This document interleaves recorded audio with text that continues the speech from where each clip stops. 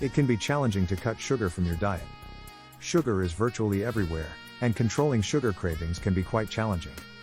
In this video, I'll provide my top suggestions for lowering or cutting processed sugar from your diet.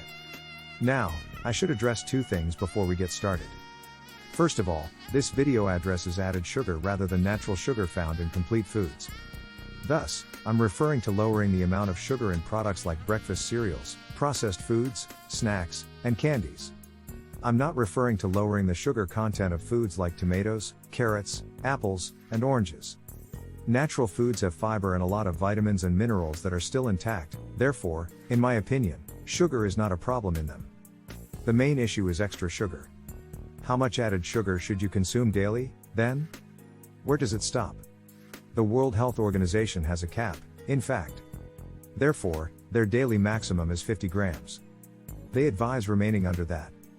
That's not much. To put it in context, you would consume about 40 grams if you were to consume a can of soda. You won't have much room left for further sweets as a result. Now, if you want to get the most health benefits, the suggested daily intake is less than 25 grams. Let's get started with the advice now that you are familiar with the specifics and context. First, always read the labels on any processed food you purchase. Therefore, I don't really enjoy eating manufactured foods. I make an effort to consume only whole foods, but sometimes you just have to. How to determine whether you are consuming too much sugar? Read the labels carefully. All of the ingredients that went into making the food are stated on the ingredient list. Usually, the first and last ingredients are used in varying amounts. The first component is usually utilized the most. Therefore, scan the ingredient list for words that represent sugar. The issue now is that sugar is known by 60 distinct names. I don't know them all, and I don't anticipate you to either. They are listed below in the description box.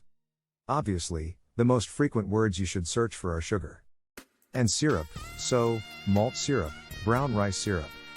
High fructose corn syrup follows. Therefore, search for the word syrup as well as words that end in ose, dextrose, fructose, and glucose. All of those are sweets, so try to stay away from foods that are high in sugar. Eat more whole foods. Foods in their natural state are referred to as whole foods.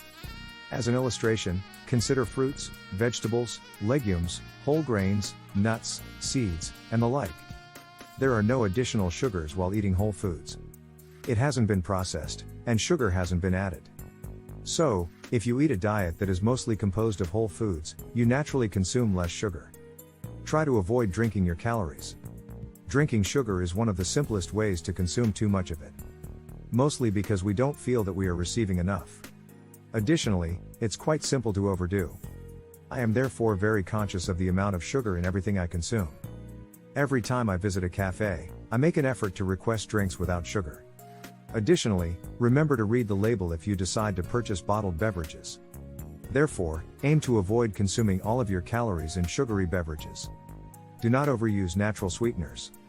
Switching from using white sugar to alternatives like coconut sugar and maple syrup is not healthy either. Honey, brown rice syrup, all these organic sweeteners. You've essentially switched to a natural sugar addiction from a white sugar addiction. I'm not saying you should never consume natural sugar, though. Remember that it is not as healthy as eating fresh fruit because it is quite concentrated. 5. Increase your protein intake. Your blood sugar tends to be a little bit unstable when you don't eat enough protein with each meal. Getting enough protein with your meal is a smart suggestion if you want to stop having sugar cravings. Eat more healthy fat with your meal, which is similar to eating more protein. Basically, because your blood sugar levels are steady and you feel fuller for longer when you consume adequate fat with every meal, you're less likely to experience sugar cravings. I advise you to consume fats from whole foods rather than artificial ones like oil. Because you actually get all the nourishment when you consume fat from complete food sources. Consider the comparison between avocado oil and avocados. Avocado oil is just pure fat, it doesn't contain any other ingredients. However, avocados include nutrients like vitamin B, vitamin K, vitamin E, and fiber in addition to other vitamins. So you receive a lot more nutrients for your money when you get your fat from actual avocados rather than avocado oil. When preparing your meals, try to stick to whole food sources whenever possible. As a result, you can eat avocado, almonds, seeds, coconut, and other similar foods. Use fewer oils. Remove temptation. Now, you're more inclined to eat sugary snacks if you have them in your pantry. It is a result of their proximity. If you don't have sugary snacks at home, you won't eat them. This creates a scenario similar to out of sight, out of mind. When that sugar hunger hits, it's quite doubtful that you'll get dressed, get in your car, and head to the grocery shop. You can still have fun even if you are unable to consume the sugary treats. Therefore, I advise storing some low sugar snacks at home. If it helps, you can keep freshly cut fruit in your refrigerator, but occasionally you want something a little bit more. So frozen grapes are one easy solution you may try. So, even though grapes are inherently highly sweet, freezing them changes their texture and makes them a little bit more palatable. Grapes that are frozen are one thing. My second favorite activity is eating frozen bananas. Banana popsicles can genuinely be made from frozen fruit. Take a ripe banana, peel it, and if you have one, insert a popsicle stick, though you don't have to. Place it in the freezer for 24 hours or until it is fully solidified. You can really take that frozen banana the following day, dip it in a small amount of melted dark chocolate, sprinkle some shredded coconut on top, and you've got a frozen banana popsicle. It has fruit, dark chocolate, and wholesome fat from the coconut. With that, you can't go wrong.